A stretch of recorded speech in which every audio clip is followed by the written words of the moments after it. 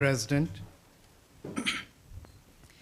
Mrs. Reagan, distinguished ladies and gentlemen, I'm touched by your cordial welcome and the warm words with which you and Mrs. Reagan have received us here in Washington.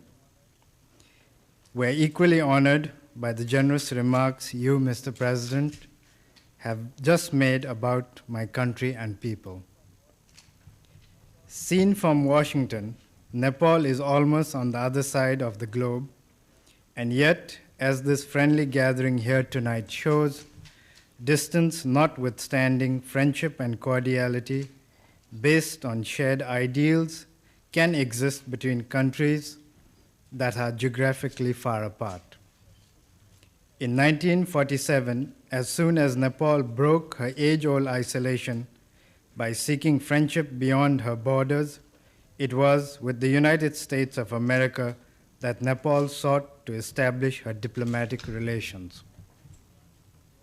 Since 1951, the year when my grandfather, late King Thiruvan, led the Nepalese people to democracy, we have looked to the United States as a land of freedom and fulfillment.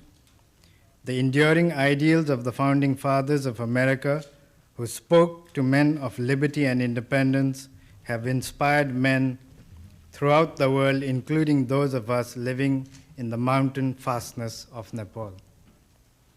In our part of the world, if America is looked upon as a land of gold, grain, and computers, a country of skyscrapers and space shuttle, she is also regarded as a nation committed to respect man and his dignity. A land of discovery, America has distinguished herself in being inventive, in breaking new grounds, and opening newer horizons of knowledge for the betterment of man. With a country such as the United States, one wonders if Nepal has anything in common. On the surface, there may seem very little. Yet, as men living in the same planet, we have common stakes in the global peace, prosperity, and indeed the survival of man in dignity and freedom. We are happy to see, Mr. President, your efforts to maintain peace and stability around the world. The Nepalese people join me in appreciating the understanding with which, on behalf of the people and the government of the United States, you have extended support to the concept of Nepal as a zone of peace. This recognition, I assure you, will go down not only as an important landmark in the history of our relations, but also as a testimony of your personal commitment to the cause of peace, stability, and freedom. Nepal rejoices in the achievements of the American people in different fields of human endeavors. The initiative and enterprise of your people are exemplary. Yet what happens in this part of the world sends its ripples even to the roadless villages of Nepal. We receive their fallout. When America suffers a temporary drought, millions around the world get affected. Indeed, if I may seek your indulgence, I would like to mention something that on the surface may sound trivial, but sometimes it is the small thing that can bring about profound changes. The corn, maize, in Nepal was introduced from this part of America, as were the potatoes from the Andes nearly 300 years ago. These new crops not only altered our hill economy, but even the mode of life by making settlements possible in the mountain terraces of Nepal. Evidently, we do not live in islands, but in a world bound in a nexus of interdependence. What happens in America ceases, therefore, to be a local event.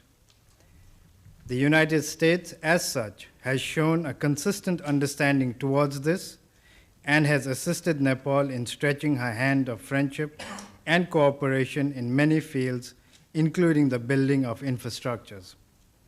May I take this opportunity, therefore, to thank you and through you to the people and government of the United States for the support we have received in meeting the challenges of development in Nepal. Mr. President, in recent years, America has brought glory to humanity by landing man on the moon. It is indeed thrilling to reflect that one can soar into space to explore the unknown and scan the stars. Yet these adventures into outer space would carry still deeper meaning if the part of humanity living in Nepal could also rid themselves of their continuing poverty. Herself a least developed, landlocked country, Nepal has always sought understanding and cooperation from our friends and neighbors. In fact, since the time I assumed responsibilities, I have sought that the minimum of basic needs must not be denied to people anywhere in the world. In this regard, I take comfort in the reassurance that the United States will continue to extend cooperation on a long-term basis into the future. Modern technology, Mr. President, has reduced distance and joined us all into a family of nations.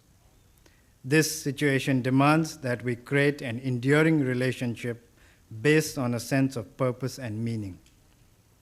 Were Nepal and countries in her region willing to join hands with the United States and other international agencies in a creative effort for prosperity by putting into use a fragment of their human and capital resources to harness the water potentials of Nepal, it would not only enable them to walk over a long road to progress for our region as a whole, but would also continue to build bridges of understanding between a most advanced and a least developed nation of the world. It would also mean eliminating the perils of hunger on the one hand and the danger of instability and extremism on the other. I have no doubt that Nepal and the United States can cooperate in many fields of creative endeavors. As countries that have shown respect to the uniqueness of the individual, we believe in the conservation of the natural as well as the spiritual heritage of man. But most important of all, we both honor the freedom of man and the independence of nations. In this regard, we appreciate the support the United States has shown consistently to our identity as a nation. Mr. President, I cherish the fruitful exchange of views we have had recently with each other. You have been very reassuring, and I wish to thank you and Mrs. Reagan for the warmth of hospitality shown to me, my wife, and members of my entourage. Excellencies, ladies and gentlemen, may I now request you to join me in proposing a toast to the health and happiness of President Ronald Reagan of the United States of America and the First Lady, Mrs. Nancy Reagan, to the peace and prosperity of the American people, and to the further development of friendship between Nepal and the United States.